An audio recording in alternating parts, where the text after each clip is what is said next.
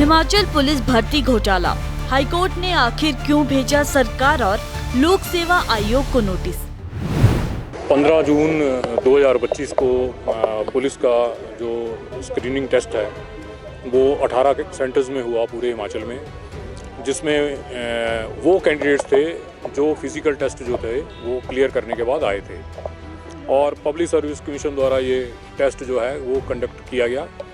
और इस टेस्ट में भारी पैमाने पर चीटिंग हुई, धांधलियाँ हुई, इरेगुलरिटीज़ हुई और ज़्यादातर जो सेंटर्स थे उनमें 18 तो सेंटर थे, उन सब में जो सीसीटीवी कैमरे थे वो काम नहीं कर रहे थे। जो कैंडिडेट्स इस टेस्ट में अपीयर हुए उनकी तरफ से कम 1600 के करीब जो ईमेल्स हैं वो पब्लिक सर्विस कमीशन को भेजी गई और कहा गया कि इसमें धांधलियाँ हुई हैं, लेकिन पब्लिक सर्विस कमीशन की तरफ से इस सारे मामले में क्लीन चिट दे दी गई और कहा गया कि इसमें कोई धांधली नहीं हुई है। जबकि कांगड़ा में 2 लोगों को कांगड़ा पुलिस ने पकड़ा, उन लोगों के पास जो मटेरियल मिला उससे ये साबित हो रहा था कि उन लोगों ने जो टेस्ट है, जो एग्ज़ाम हुआ उसका जो क्वेश्चन पेपर था उन्होंने लोगों को 4-4 लाख रुपए में बांटा।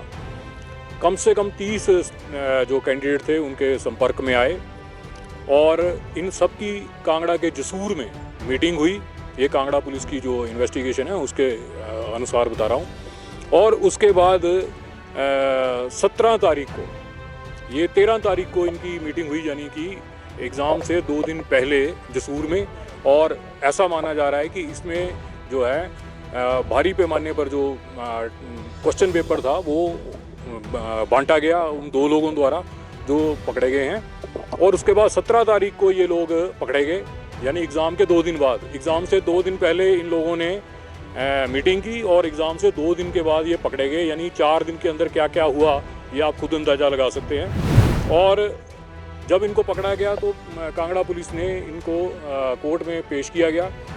कोर्ट ने इनको 5 दिन की पुलिस रिमांड दी, यानी इनके खिलाफ सफिशेंट मटेरियल था तभी इनको 5 दिन की जो है पुलिस कस्टडी जो है कोर्ट ने इनको दी। अब उसके बाद कांगड़ा पुलिस कह रही है कि इस मामले में जो कोई धांधली नहीं हुई है, जबकि इन्वेस्टिगेशन अभी चल रही है। क्योंकि ये मामला 17 तारीख को पकड़ा गया तो 17 तारीख के बाद 15 के दिन हुए हैं अभी तक, और 15 दिन में कौन सी इन्वेस्टिगेशन है जो कंप्लीट हो जाती है। और एक्यूज जो पकड़े गए हैं वो शायद अभी भी सलाखों के पीछे हैं। तो एक तरह से पब्लिक सर्विस कमीशन हो या कांगड़ा पुलिस हो, एक तरह से ये माहौल बना रहे हैं कि वो 2 एक्यूज जो पकड़े गए हैं उन लोगों को जमानत जो है मिल जाए। हमने उसी से दुखी होकर कोर्ट में जो है कम से कम 1000 के करीब कैंडिडेट थे, उन्होंने मेरे से संपर्क किया और कहा कि इसमें हमने केस लगाना है। तो मैंने उनमें से 5 जो कैंडिडेट हैं अलग अलग डिस्ट्रिक्ट के, उनको चुना। उनकी तरफ से कोर्ट में हमने केस लगाया कि इस भर्ती को, जो पुलिस भर्ती है, इसमें भारी पैमाने पर धांधली हुई है, पेपर बिके हैं, सीसीटीवी फुटेज गायब हैं और चीटिंग भारी पैमाने पर हुई है। 1600 के करीब जो मेल हैं इसकी कंप्लेंट के तौर पर पब्लिक सर्विस कमीशन को गई हैं। पब्लिक सर्विस कमीशन ने कोई एक्शन नहीं लिया है, इसलिए कोर्ट इस मामले में हस्तक्षेप करे और इस पेपर को कैंसिल करे। और दूसरी बात ये कि इसकी इन्वेस्टिगेशन जो है वो सीबीआई से करवाए। इसमें एक तो कांगड़ा पुलिस की जो इन्वेस्टिगेशन है उसकी सारी रिपोर्ट जो है कांगड़ा पुलिस को हमने पार्टी बना रखा है, तो उनकी रिप्लाई जो आएगी उसमें सारी चीज़ें जो है सामने आ जाएंगी। दूसरी बात ये है कि पब्लिक सर्विस कमीशन इसमें पार्टी है। हमने कहा है कि सीसीटीवी फुटेज जो हैं वो नहीं दिए जा रहे। हमारे जो कई कैंडिडेट्स हैं उन्होंने आरटीआई लगाई, उन्होंने कहा कि हमें सीसीटीवी फुटेज की जो है वो दी जाए, फुटेज दी जाए। तो पब्लिक सर्विस कमीशन ने उसका रिप्लाई दिया कि ये जो है हम आपको नहीं दे सकते। तो इसका मतलब ये है कि वो छुपा रहे हैं। लेकिन अब जब मामला कोर्ट में है तो कोर्ट नेचुरली उनसे सीसीटीवी फुटेज मंगवाएगा और दूध का दूध पानी का पानी होगा। नोटिस भी होना। हाँ, इसमें सरकार को नोटिस हुआ और पब्लिक सर्विस कमीशन को नोटिस हुआ है। हमने पार्टी तो सीबीआई को भी बनाया है, लेकिन जब कोर्ट को लगेगा कि इस मामले में सीबीआई जांच की ज़रूरत है तो फिर सीबीआई को भी कोर्ट नोटिस कर देगा। सबसे बड़ी बात तो ये है कि अगर आप क्लीन हैं तो आपके सीसीटीवी फुटेज जो हैं वो साफ़ होने चाहिए, वो पब्लिक डोमेन में होने चाहिए, आपको बताना चाहिए। क्योंकि जब इतने बड़े पैमाने पर लोग आप पर धांधली का आरोप लगा रहे हैं। Leader of opposition Jairam Thakur ji ने भी कहा कि इस मामले में जो है इस पेपर को कैंसिल किया जाए।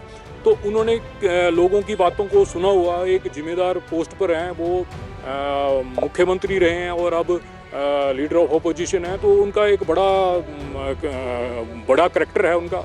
तो उनके अगर कहने की बात आ रही है कि पेपर में धांधली हुई है, तो और स्टूडेंट भी अगर कह रहे हैं धांधली हुई है, तो इसमें इन्वेस्टिगेशन करवाने की ज़रूरत है। और दूसरी बात यह कि इस पेपर को कैंसिल किया जाना चाहिए। जयराम सरकार जब थी तो पुलिस भर्ती जो थी वो कैंसिल हुई थी, तो उसी लेवल पर ये है, दोबारा से इसके पेपर होने चाहिए। तो क्योंकि जो बच्चे हैं उन्होंने दिन रात मेहनत की हुई है, और कोई लोग चीटिंग करके या पैसे से पेपर खरीद के अगर उनसे ऊपर आ जाते हैं तो उनके ऊपर क्या बीतेगी। एक तरह से आप जो टैलेंट है उसके साथ खिलवाड़ कर रहे हैं। कोर्ट ने रिप्लाई मांगा है, उन सारे जितनी भी पार्टियां हैं सबसे रिप्लाई मांगा है कि आप अपना जवाब दो, जो हमने एलिगेशन लगाए हैं उसका जवाब दो।